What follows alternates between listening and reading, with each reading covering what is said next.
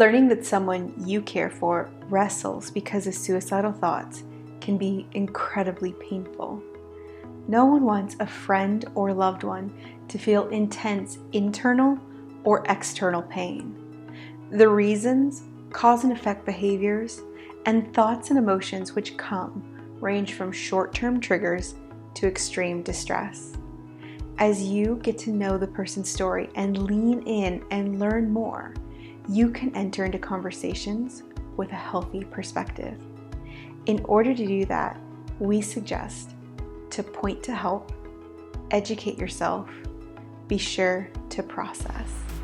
So together, let's unpack these and find out how we can be supportive to someone that we care for. Number 1, point to help. The first thing you need to do is assess where an individual is at.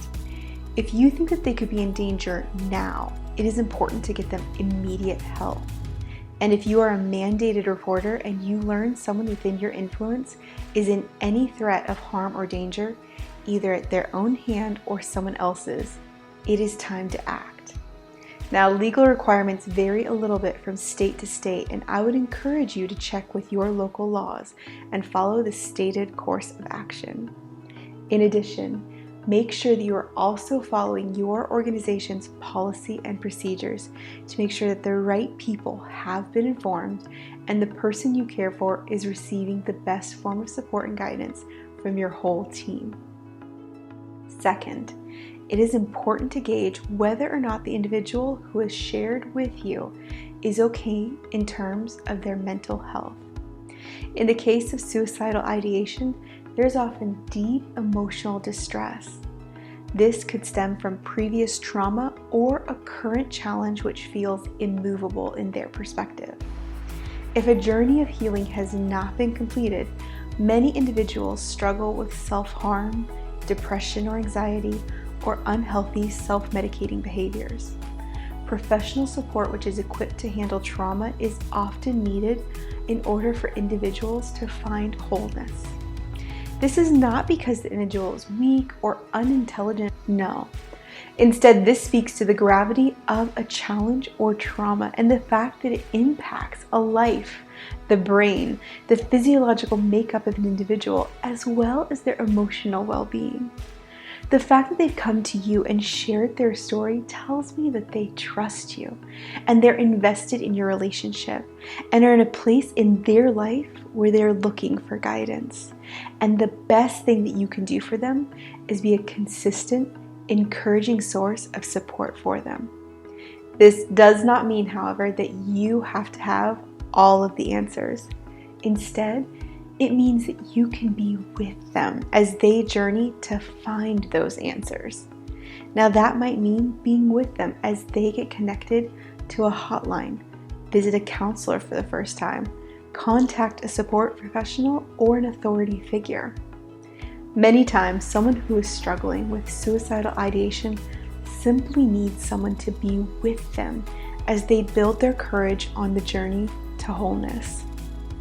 Though it can be overwhelming to know how to do that at times, always remember, your relationship with them is key. Maintaining a healthy source of affirmation, encouragement, and consistent support is a tremendous gift. They will have to walk through challenges as they find wholeness, and support along the way can help them to find it. Number 2, educate yourself. Lives affected by suicidal ideation can be impacted in ways which are incredibly nuanced.